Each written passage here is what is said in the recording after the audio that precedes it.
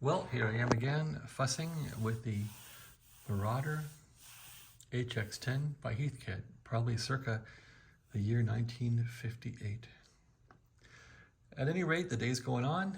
The sun has moved across from the floor where it starts in the morning all the way to the wall, and soon there'll be no sun. So it's always been advantageous to have some sunlight in the room when I'm fixing this radio. At any rate, it's so heavy it's on the floor. I haven't had need to pick it up if it doesn't work. The ham shack has projects going on. The amplifier works there, antenna tuners works, the NC303 works. Those two work, but they're on sale. Why are they on sale on eBay? Well, maybe they're too perfect. They're too good.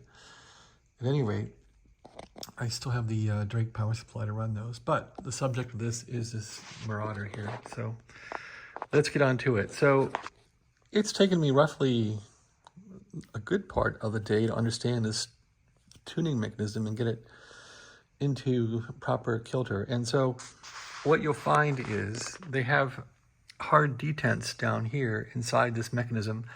And I haven't taken it apart to explore what's in there, nor do I want to see what's in there right now because it's sort of working. So I've just noticed that this shaft will not rotate 360 degrees, but it'll rotate a subset of 360. And so at one end, you'll hit a detent where it stops, and at the other end, you'll hit a detent. So with that in mind, I've positioned this pulley, and oh, by the way, I did solder this pulley. This pulley is steel, thank goodness, so I soldered it because it was loose from all the tension on it, and now it's steady, and there won't be any backlash on the indicator. Indicator could be bent, so you want to make sure this little thing is not scraping anything.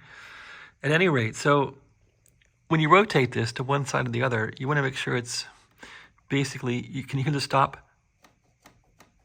It's hitting the stop there, which is what you want. Before, this thing was just hitting the end here, and it wasn't set right. So to show you what I mean, excuse my ugly hands, you can look at the scale here. Hopefully the camera's picking it up, and I'll rotate this, and you'll watch the scale and listen to the detent.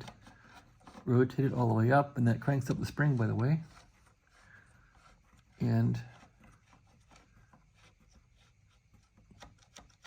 hits the detent there. That's how you want it.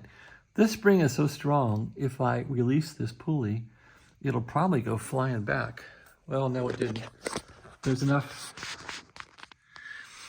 friction that it didn't fly back, but it's definitely, well, it'll move. It's definitely wound kind of tight. So that concludes this thing then.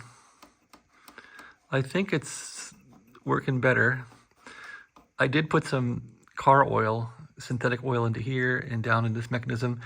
You also want to make sure this flywheel's not hitting the wire bundle below it or hitting anything. And without this gear, the worm gear engaged, you should be able to spin the dial here in front.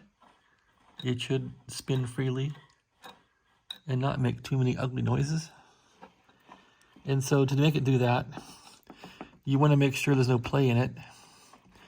And you want to space that big weight not too far ahead, not too far behind, and you'll be in good shape. So there's a mechanism right here, a little bushing that you want to set right here that will establish the back and forth, the forward and backward movement of the tuning shaft. Make sure that's snugged up and you'll be in good shape. So that's where we're at now.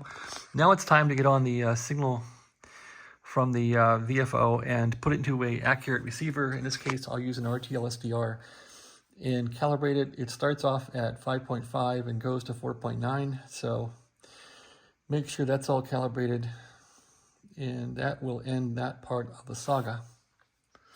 The next thing to do is get a 6AW8, which is this guy here. This one looks shot, and try and get some injection frequencies working. Get some signal out of this old beastie. So that's the story, and hopefully not lift it and strain my back. So don't plan to do that. Yeah, I haven't had the receiver on all day. I've just been fooling with this thing. I got to study for a job interview, so I'll do that later. Study Ansible of all things and learn that well. I know it, but it's been a while. Any rate, yeah, these things are addicting to fix them. So hopefully this thing will spring back to life and be a viable part of the menagerie here. Okay, thanks for watching. Have a great day.